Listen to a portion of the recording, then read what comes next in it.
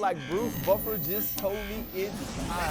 History! Oh! UFC history! Pittsburgh Steelers have won the Super Bowl for a sixth time. I think they're ready for a show. Why you late, bro? You have to be professional.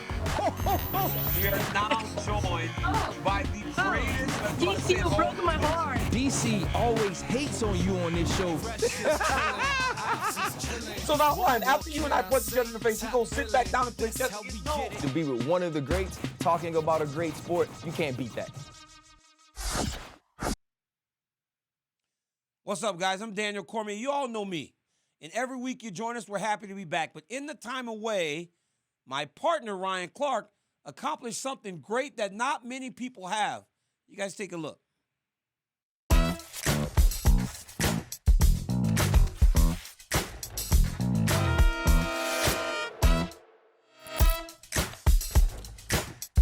What's up, guys? Welcome to a brand new episode of RC and DC. Because let me tell you something. When a guy wins a sports Emmy, there is no reason for his initials to go second. In our time away, my boy Ryan Clark won a sports Emmy. Ladies and gentlemen, welcome to the show, 2023 Sports Emmy winner, Ryan Clark. Ryan Clark, my friend, I am so proud of you. My man. What are the emotions when that happens? You're up there. When you got nominated, you weren't sure that you had an opportunity to win.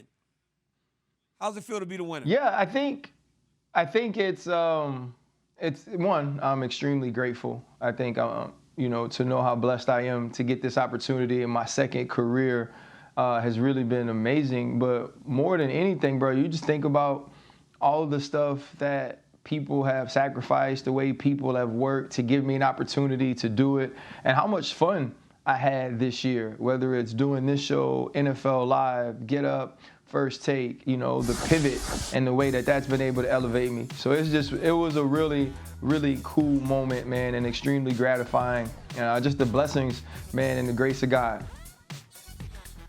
Hey, my boy, you got that purple suit on. I mean, you, Tiger, you looking good up there, too. My boy went up there in that night. DC, how about this, bro? Bro, inside the coat is the logo from the middle of the field. It's the eye of the tiger inside the jacket. I should have took a picture of it, bro. It's the eye of the tiger inside the jacket. Yeah, man, it's like, DC, when you get on the details. Hey, you gotta coordinate, DC. You gotta coordinate, bro. And I was coordinated. We like to joke around, but I don't want to make a joke about this. This is a massive accomplishment, and all of us, the entire team, are so proud of you for what you did. And I think in your thank you speech, the one thing that really stood out to me the most, if I can remember correctly, when you said, so here I am, a Tiger that just won an award that didn't know he wanted until he got nominated. You don't know what you want and what you aspire to get until you have an opportunity to get it. And we are so proud of you, Ryan, for what you have done. And honestly, man, it is a massive accomplishment in a life full of accomplishments. Guys, coming up on the show today on RC and DC, we are going to talk about The Ultimate Fighter, which debuts tonight as Team McGregor takes on Team Chandler. Then we will list our top 5 TUF alumni. And as always, we got to tap in or we got to tap out. But first, Ryan, tonight, Ultimate Fighter debuts, linear television, ESPN, because it's Conor McGregor. The big network is airing The Ultimate Fighter. What are you expecting from this season? Hey, I ain't even gonna lie, DC. I tried to capitalize on it a little bit, and I posted a picture of me and Conor on my story last night just to see if my dog would repost it. He ain't reposted, but I'm still in his DMs right now, though, so if he goes to check his request, he might get it. I think it's, one, it says how big Conor is. It says what sort of mega star Conor McGregor has become. He has his second documentary out on Netflix right now. And not that The Ultimate Fighter is ever an afterthought, but it is usually one of those things or series that the true hardcore garage UFC fan will watch. Someone that just loves the sport, someone that just loves mixed martial arts. And I think this is going to bring everybody in to see just how riveting the Ultimate Fighter can be, but also how exciting and how enthralled you can get and wrapped up in some of these fighters as you start to root for them and know their story. So I'm extremely excited to see it start. And you know, our boy Michael Chandler is on there as well. And I think this is going to elevate him, because you know how many inspiring things that Michael Chandler can say throughout an entire season of The Ultimate Fighter. We're going to have a book of Michael Chandler Ted Lasso sayings by the time it's over.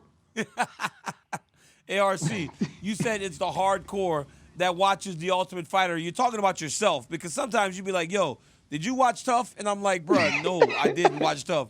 But here's the question. The sports Emmy winner Ryan Clark watched TUF. Dude, I'm watching The Ultimate Fighter on ESPN in primetime. Guys, it doesn't happen. It doesn't happen. And I think it speaks to the star power of Conor McGregor, as Ryan spoke to. But it also gives people the opportunity to understand that TUF is still viable. Because when we list these alumni later in the show, you're going to list a bunch of people that became champions. The Ultimate Fighter produces champions. And just like Dana White Contender Series now has a champion in Jamal Hill, and Sean O'Malley, who's fighting for a championship, all these little prospect-based shows give people an opportunity to show who they are to start, and then ultimately who they become. We have seen so many athletes come off The Ultimate Fighter and hold UFC championship gold. This is an opportunity for more eyes to be on these athletes as they start their journey with one of the biggest personalities in the sport. But when you talk about Michael Chandler and his motivational ability, Michael Chandler got you walking through walls.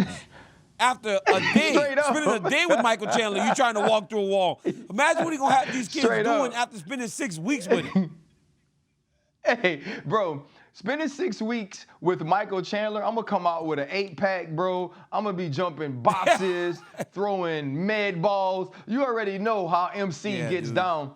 But, DC, every time we watch these shows, and you've experienced it, every time you watch the shows, you can see the tension begin to build between the coaches.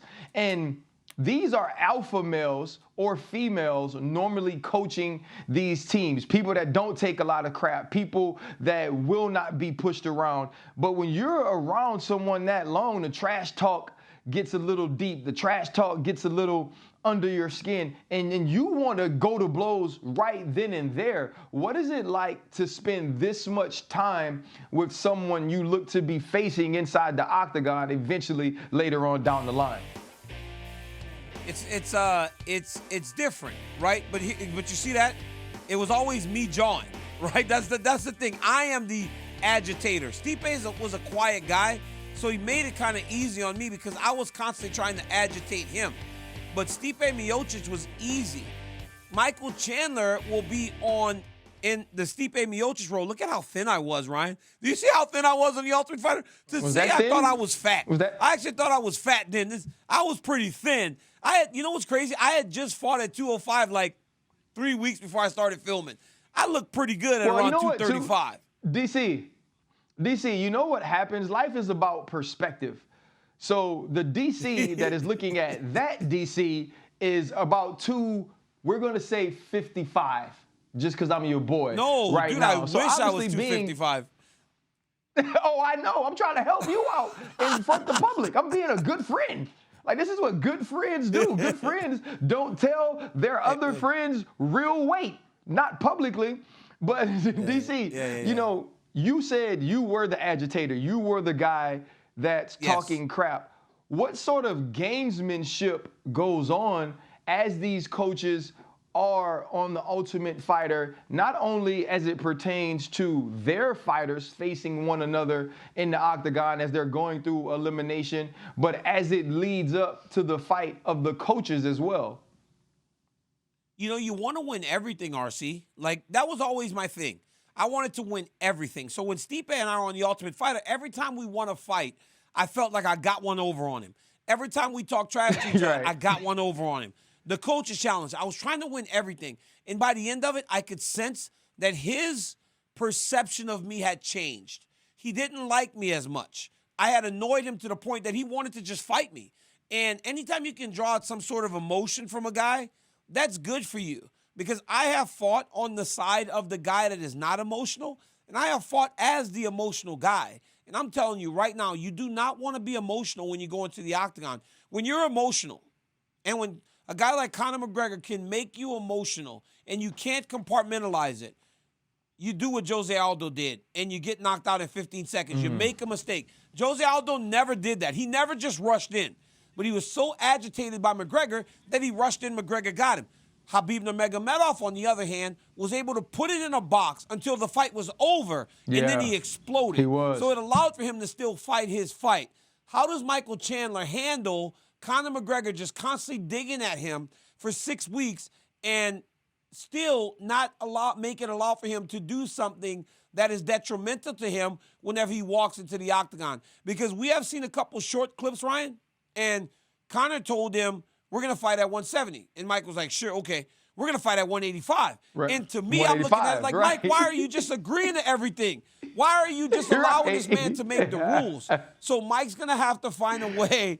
Mike's going to have to find a way to take some of that control back, or Conor's going to be dictating to him the entirety of the season. But I think that's what's so interesting about it, DC, is that even though we see you guys in press conferences or now with so many different platforms and medias, you can sort of see who these people are. Nothing is like real life, DC.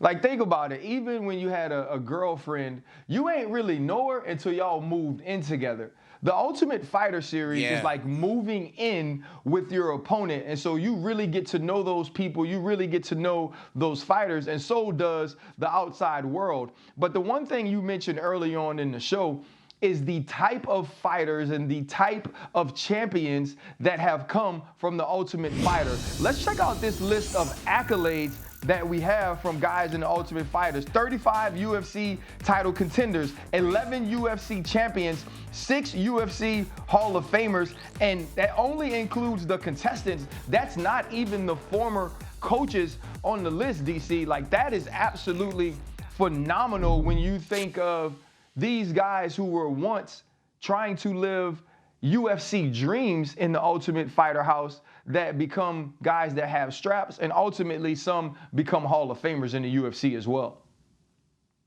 Yeah, it's tremendous. The Ultimate Fighter has been a massive vehicle for the UFC to produce athletes that can and will challenge for championships and have become champions. So we thought, let's list our TUF alumni. So I'm going to start first, Ryan.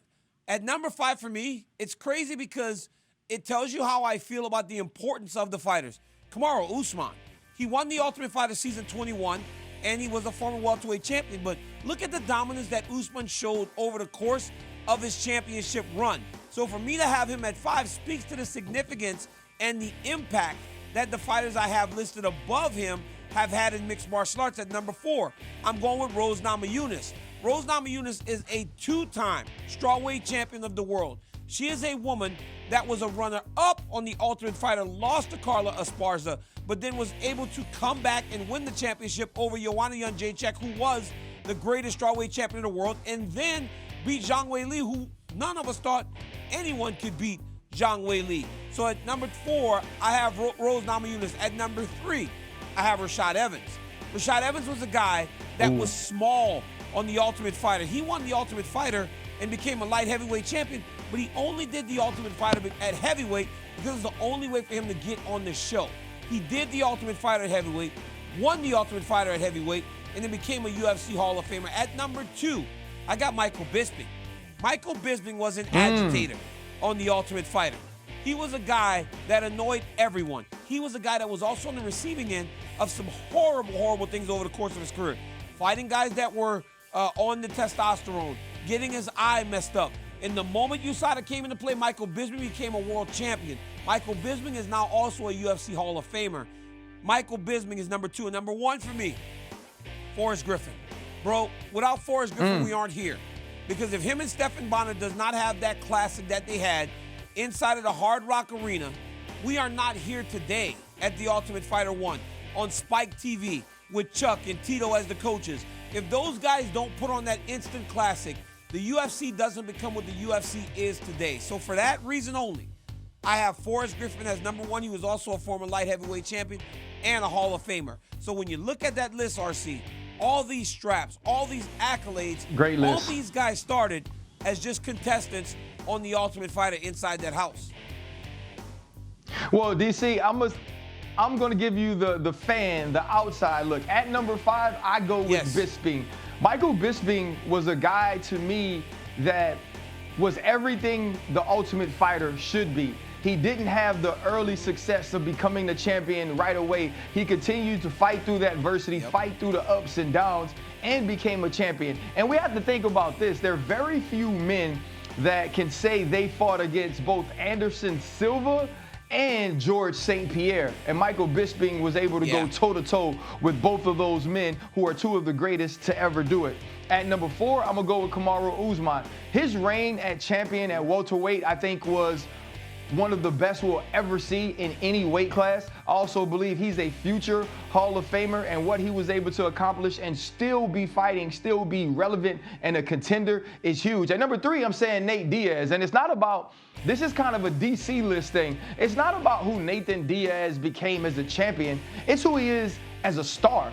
Nathan Diaz has made different rules in the UFC. We've made new belts for this guy. He started headlining pay-per-views without a belt being on the line, without him even being in contention. And I think that just spoke to the star and the dude he was both in the house and who he became as a fighter. Number 2, Forrest Griffin. I agree with you, DC. Without that fight with Stephan Bonner, we don't have the UFC that we have today. It was an absolute war. He won. He goes on to be the light heavyweight champion at one point. And I think he is still a huge part of what the UFC is. And I just think for me, Stephan Bonner, he's passed now, he's gone on home, but he was a part of that great fight with Forrest Griffin that put the UFC on the map. And I just think when you lose those fights and those sort of fights, it takes a little bit out of you. But to see him go on, continue to fight the way that he did, and now that he's gone and passed, I think there is, as it is with Forrest Griffin, there is no UFC if we don't talk about Stephan Bonner. Yeah, you know, and that's kind of like what the list, that's a great list. And having those guys at 1 and 2, no matter what the order is, could always be doing the list justice because they are the reason. Guys, we had some honorable mentions. And I think, again, this is why the Ultimate Fighter has been so good. Look at Diego Sanchez. Look at Matt Serra, who upset George St. Pierre. Look at Tony Ferguson, who became an interim champion, won TUF 13. TJ Dillashaw won it the next year and became the bantamweight champion of the world. Robert Whittaker won the Ultimate Fighter Smashes. Juliana Pena beat the unbeatable and Amanda Nunes. Carla Esparza, she won over Rose Namajunas. And Brandon Moreno, who won the Ultimate Fighter 24, is the champion today. Guys, this is amazing to think, bro, that's crazy. What this show has been to the UFC, right? Isn't that nuts?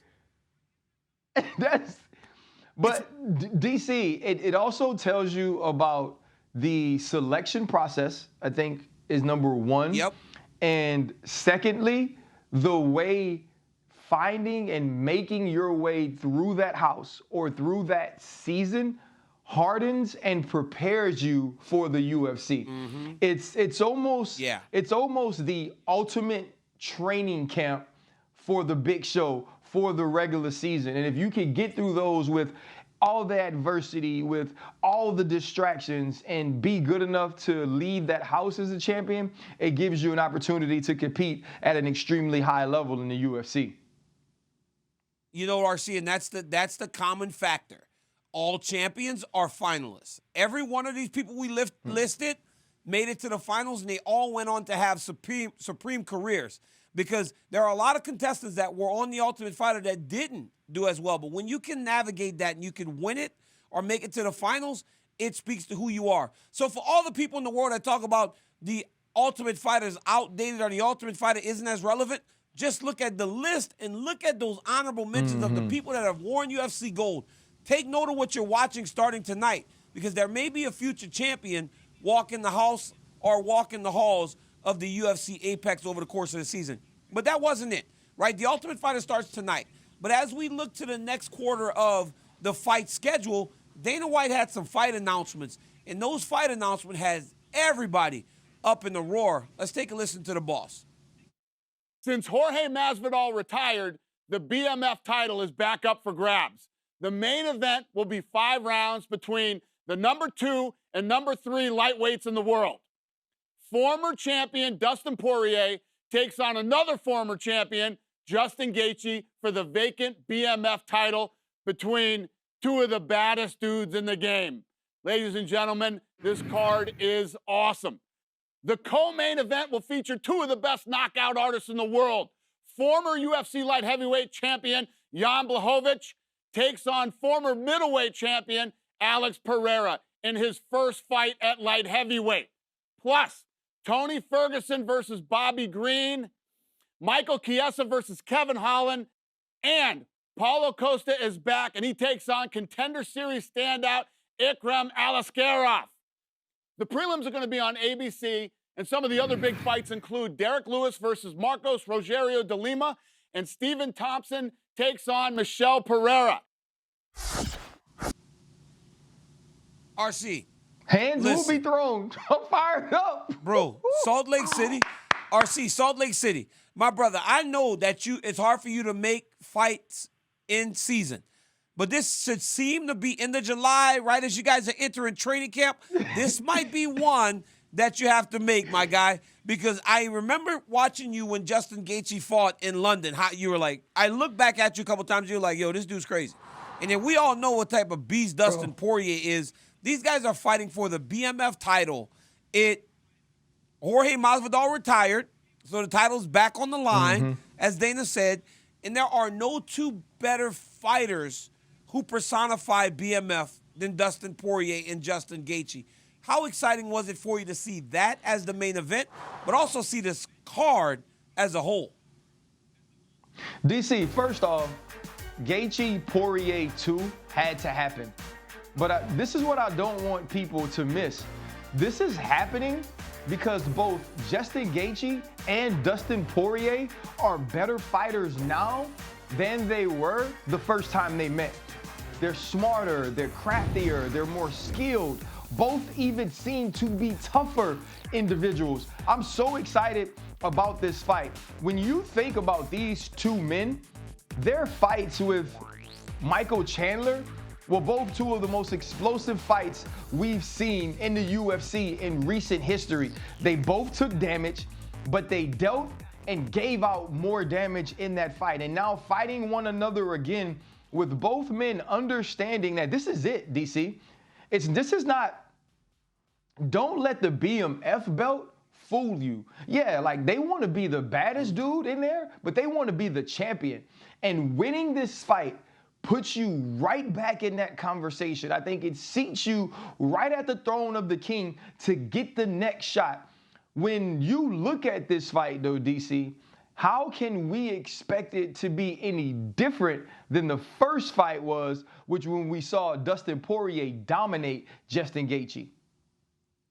You know, RC, the first time, the moment it came out, the title fight between these 2, with the opportunity to gain a championship to fight Islam Makhachev. I got him on the phone, RC. I said, Islam, I got to interview you. I need to know what he thinks, first, of the BMF title, and second, could you imagine? I got to know what he thinks about the BMF title, and second, like, what he feels about them possibly earning the championship so much fight. Trash. The way he's going to say some crazy stuff, so much man. trash. I know he will. But, dog, I got to know what he feels about it, because I got to know that this fight is for more than just the BMF title, as you said. But it's only going to be for more if Charles Oliveira can beat Beneil Dariush. Because if Beneil Dariush wins, I think Beneil Dariush will get the next title fight. But if Charles Oliveira wins, and whoever wins this one could potentially put themselves on the fast track to fight Islam Makhachev in Abu Dhabi. Dude, massive fight. But I don't know how Justin Gaethje is better today. We saw that in London. Before, he was all action without much concern for what was coming back in his direction. Today, he's much better at navigating the dangers within a fight. And I believe that will allow for him to be much more competitive than he was in the last fight. Because while the last fight was fun, Dustin Poirier won that fight going away and ultimately finished him. I believe that today Justin Gaethje's better. He's as durable, and we know that Dustin Poirier is better today than he was before. This fight is going to be nuts, man.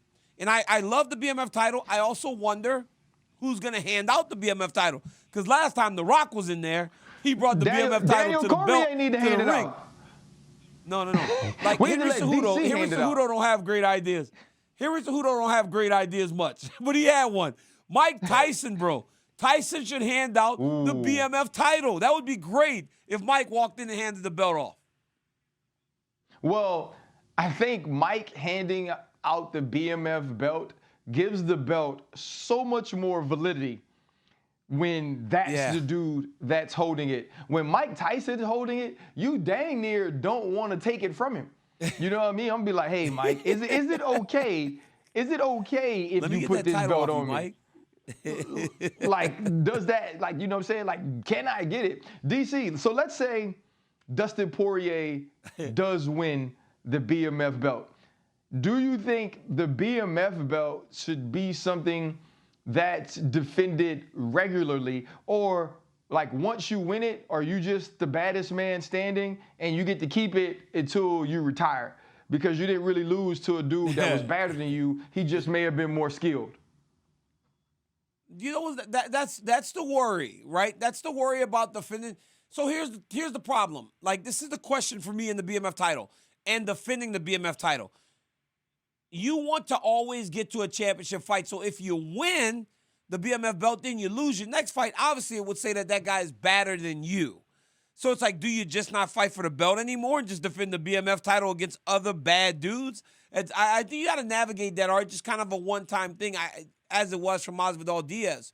But I think those guys still have championship aspirations. So Dustin Poirier, if he wins, or Justin Gaethje for that matter, they will take that BMF title and use it as a springboard into a championship fight against Islam Makhachev or whoever is holding the lightweight championship at the time.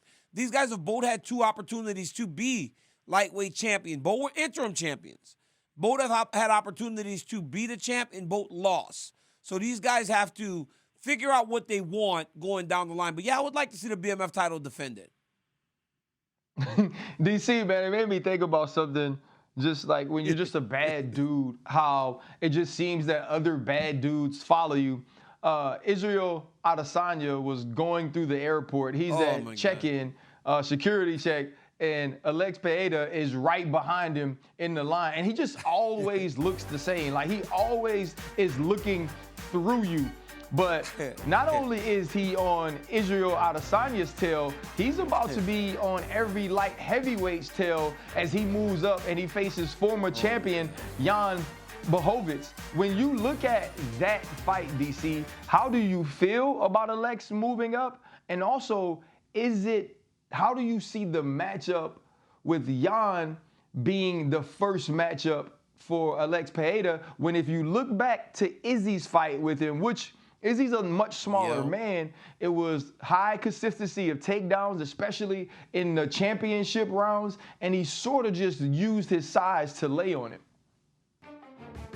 But Izzy also was light that fight. I think Adesanya weighed like 195 whenever he fought against Jan Blachowicz, right? So it took a little bit of time for him to get it going. But he thinks that Jan Blachowicz is going to try to take him down and beat him up there because Izzy got taken down by Jan Blachowicz. But here's my thought on that. First off, where was Israel Adesanya and Alexander Volkanovski going? Because you could see Volk in that picture too. Where were they going? Like, those guys are not just training together. They're hanging out. Like, they're actually... That's where they were hanging going. out with Chris Hemsworth. You didn't see the picture? Chris Hemsworth posted it. He said it's two of the baddest men in the world and a guy that plays dress up. Because obviously Chris Hemsworth is Thor on the Marvel series. Yeah, you know what I mean? So I guess they were all going to hang out with Chris Hemsworth. I don't know. Dog, Adesanya has really taken that win over Pereira and really sprungboard himself into a lot of big things. Because I saw him with Bert Kreischer. He's with freaking Chris Hemsworth. He's with everybody. Yeah, he's literally on a rock star tour. Izzy ain't tripping on fighting no more, bro. That was Izzy's holy grail. He needed to get that win. And now that he has that win, it's you know what it's like, man? It's like you went to an all-you-can-eat hot dog contest with chili, and you finally make it to the porta potty. Izzy's light, bro. Izzy's just living life. Like he's just chilling. Dog, he's also waiting to see what happens next in this division. But I'm like, man, I don't see Izzy everywhere, bro. I see Izzy dancing. Izzy dancing in one country one day. He on another one. I posted an Instagram post of my kids the other day, Izzy in the comments. I'm like, this dude Adesanya is everywhere, dog. He just living life, man. He got that win. And RC, he ain't got to run it back. So he living comfortable. He's like, I ain't got to see this dude again. He up ahead light heavyweight. I ain't got to run it back. Bro, we can be friends, so it's good for Adesanya. everything. We can go shoot arrows together, whatever you want to do. But I am very interested in this fight. The UFC matchmakers do a tremendous job of making fights that not only pique our interest, but that they feel like can give us action, can give you excitement. But this is really going to test Alex Pereira when you think about the way that Jan is going to approach this fight. The last time we saw him, he was heavy with leg kicks. And so I'm interested in seeing the strategical matchup and how their skill sets match. But also, too, what does Jan do the first time he tastes Alex's power, which he's never seen before with him moving up? And we've never seen Alex at a heavier weight, which he'll be able to be with not having to cut to 185. We have seen Adesanya hurt Pereira in 2 fights. He can't get hit by Jan Blachowicz. Yep. Blachowicz hits so hard, bro. Okay. I have seen Blachowicz almost decapitate guys. Luke Rockhold, Dominic Reyes. The way that he was knocking guys out for a while was very scary. But I'm going to tell you one fight on this fight card, Ryan, that really excites me.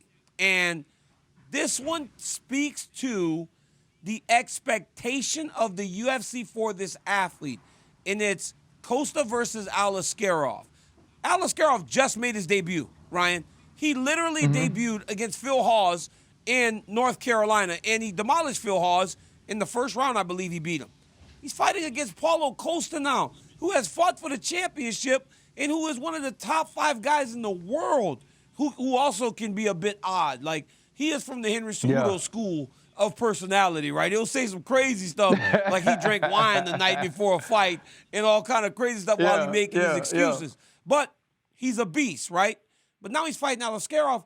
Like, how surprising is it from an outside perspective to see this guy make his debut? You remember Alaskarov was a guy that Khamzat Chimaev said was his toughest fight in his career to this point. He's a guy that really did wipe out Phil Hawes, who has been one of the better fighters at middleweight, and at times looks like he can be a world contender. How interesting is it that they put this kid in there with Costa, who's ranked number 5 in the world, in only his second UFC appearance? Doesn't it seem, though, that some of the things that Paulo does away from the octagon and some of the ways that he behaves makes him one of the least respected top 5 fighters in any weight class?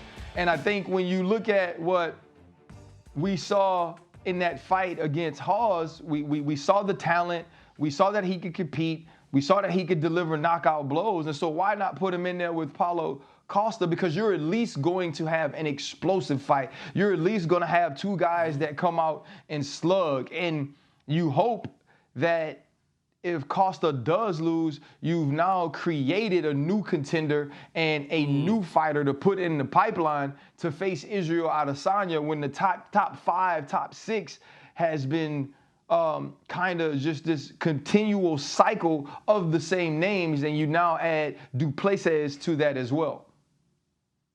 Yeah, and you get a guy in Alaskarov who can compete and also has a real weird style for a lot of those guys in the top 5 because he's a grappler.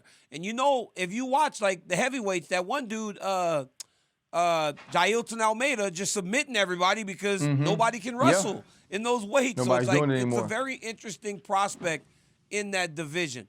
But RC, we also got a bit of a fight between Aljamain and Dana White because they announced that O'Malley was fighting Aljamain Sterling in Boston, which is a great fight town. I fought there, and one of the only places that I actually got cheered, which was very odd. But it's a great fight town.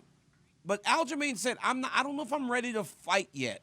So then he gets into this very public dispute with Dana White, and then he kind of recants a little bit and says how thankful he is to the organization. He rethought it and everything. And now it seems, at least on the surface, like these two guys are scheduled to fight. What do you make of that matchup? Because for me, it could be very competitive, or it could be very one-sided in terms of the fighting style. We've never had to see O'Malley. We've never had to see O'Malley grapple yet. I hear stories that he's really good, but I've never seen him have to use it.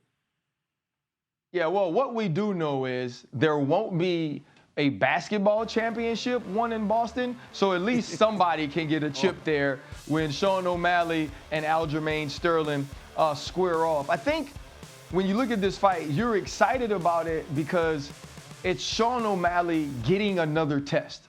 You know, other than what we got to see when we saw him fight Petr Yan, we haven't seen Sean O'Malley truly tested in that way. He gets the loss against Chito Vera, but, you know, it's the leg kick, and he loses control of his leg. And so we didn't really get to see him in a war, in that sort of pressure, other than that one time, which I thought he showed very well against Petr Yan, the former champion.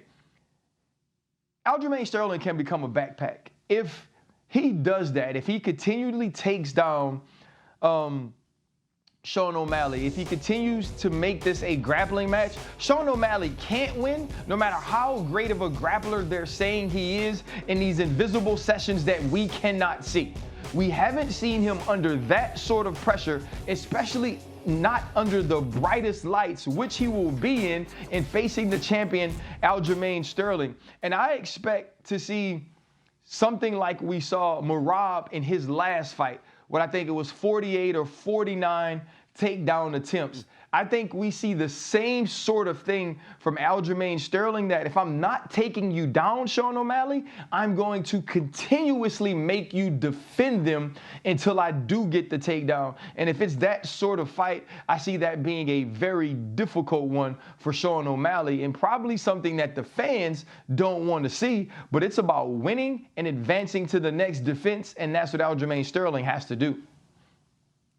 Well, Aljamain Sterling is littered across the UFC record books. He has more wins than anyone, 14. He's got the longest win streak in the UFC bantamweight history at 9. Like, he has done everything right in his run up to a championship. He is just a guy that doesn't seem to be able to get on the same page with upper management. But I feel like this fight is about Aljo, but it's about Sean O'Malley. Because Sean O'Malley now, Ryan, is on the cusp. And most young fighters, when they are brash, when they are confident, when they draw the eyes like O'Malley has drawn in such a short period of time, there comes a time where you got to answer. And we felt like we saw a bit of that in the Petr Yan fight, where he had to get through some tough moments. But this is his Conor McGregor moment. This is his Jose Aldo moment. This is his moment where you will learn whether he's that guy or he's another guy. Because if he goes out there and he does to Aljamain Sterling, to so many people what he's done, then you'll go, wow, this kid has star potential through the roof. But if he does get taken down over and over, if he does get stalled out, if he does get beat, or if he, hey, we saw Aljamain Sterling just submit Corey Sandhagen like he wasn't even supposed to belong in there with him. That would be worst case scenario. But this is his moment, RC. This is the moment where he has to really man up. And if he does, his star power will go through the roof. But I'm telling you, if Aljamain Sterling approached Henry Cejudo in the way that he did, an Olympic champion, and trying to take him down over and over, that is the approach I expect him to take in this fight against Sean O'Malley. Yeah, I mean, you have to, though, right? When you look at what Sean O'Malley has done to basically everyone in the striking battle, that's not what Aljamain Sterling wants to do. He saw throughout the fight that he could at least manage, if not win, the exchanges with Henry Cejudo. It will not be that same thing when it comes to Sean O'Malley. And it's about winning, DC. And you've said this over and over again. When you got in there with the Rumble Johnsons, if you got in there with the Derek Lewises and you understood what you were facing on the feet, then you would use the thing, or you would use the skill that would allow you to win. And for Aljamain Sterling, that has been his wrestling, that has been his grappling, and I expect it to be the same thing in this fight. Absolutely. Ryan, Aljamain Sterling on many occasions have made people tap out. Now it's time for us to either tap out or tap in or tap in or tap out. You went backwards. You went backwards, go. DC. Corporate Jake. Let's right, guys. just like RCDC. Kai Kara-France headlines this weekend's fight night in his first fight back since losing to the champion Brandon Moreno last July. So DC, tap in or tap out. With a win, Kara-France will get another title shot. I tap out. I tap out because, I think the fight ended in a way that I didn't have many questions. He didn't have many answers for Brandon Moreno, and I just don't know unless I see something so completely different that would tell me that the fight would play out different. I think he needs to win a few more before he gets right back in the title contention. You know what, DC, and maybe it's because I've never been kicked in the liver or wherever Kai Kara-France was, but I tap in. And maybe it's not the next fight, but he was handling himself well to me against Brandon Moreno until that moment where he takes the body kick and then Moreno jumps on him and pounces on him as he's on the mat. So I tap in that he can put himself back in contention for a title shot. Corporate Jake. Former heavyweight interim champion Ciryl Gane is eyeing a return to the octagon later this year and wants top contender Sergey Pavlovich. RC, tap in or tap out on a Gane versus Pavlovich matchup. The only way I tap in on this fight is if Stipe Miocic and Jon Jones actually happens and actually gets scheduled. Because if it doesn't, I think that Sergey Pavlovich should be fighting against Jon Jones. But if Stipe and Jon happens for sure, I tap all the way in on this fight because this says 100% that Sergey Pavlovich is ready to roll and he's the #1 championship contender, or it puts Ciryl Gane back in the conversation for at least an opportunity to show that he's created or figured out a way to stop people from wrestling him and getting him to the ground. I tap in. RC, I tap in because I feel like very smart of Ciryl Gane. Call out the biggest, scariest, most dangerous dude in the division so that you take the short route back to a championship opportunity. I absolutely tap in because I do feel like Jones Miocic is going to be announced. And when it's announced, Sergey Pavlovich needs something. Don't do that, DC. DC, don't do that. Wait. DC, don't do that. I said he should wait. Don't do that. I said he should wait. DC. I know don't I said he should wait. I'm not saying that. I know. No, I'm not saying that. I'm not saying that. Then you go with this. I feel like Jon Jones, Stipe Miocic is going to be announced. I feel like, and then next week you're going to be like, hey, Jake, can you play it back from last week when I said that Jon Jones, Stipe Miocic may be announced? We know you know, DC. So world, DC and RC fans, that means the fight's going to be announced soon. DC's always cheating, trying to make himself seem clairvoyant. Go ahead, Corporate Jake. All right, guys. Speaking of Jones, there have been some words exchanged between he and Tyson Fury. Dana White even came out and said he would make the fight happen. So DC, tap in or tap out on a Fury-Jones crossover fight. What are they doing, though? Like, what are they doing exactly? Are they boxing? Because I'm tapping out.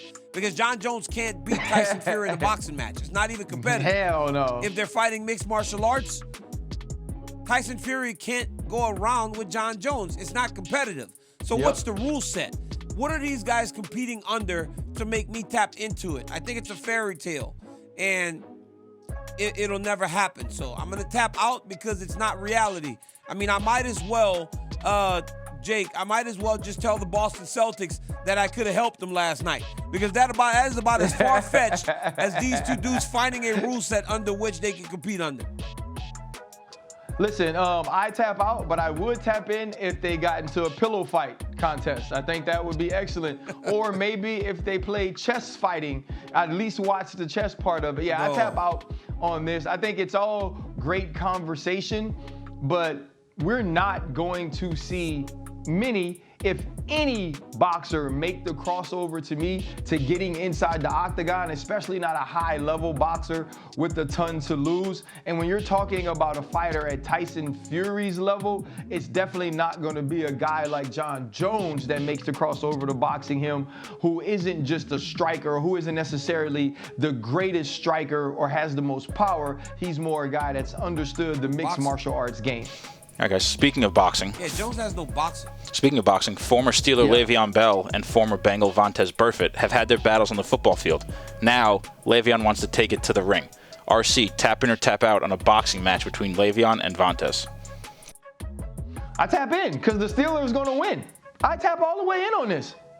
Le'Veon got hands. Man, Le'Veon ruined my image of Adrian Peterson.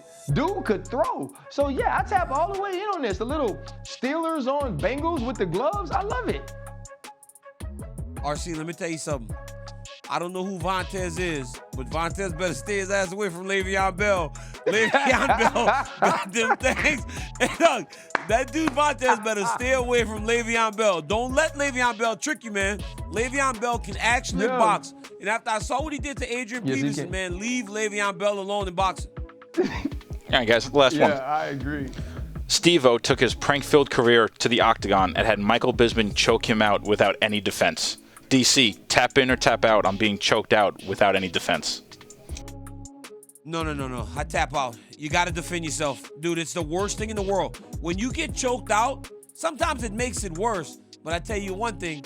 When you get choked out, you wake up and you feel like you took the longest, most peaceful nap of your entire life. And you really only be out for a few seconds. But it feels like you took a nice slumber. It's crazy. RC, one time Kane choked me out. Kane choked me out, dog. I woke up like, man, what are you doing? He was like, dog, you fell asleep. I was like, I kind of feel refreshed. DC, I don't want that type of refreshing. I don't want that sort of refreshment. If I want to feel refreshed, I'm going to drink me some dang lemonade, bro. That's it. I'm drinking lemonade. Yeah.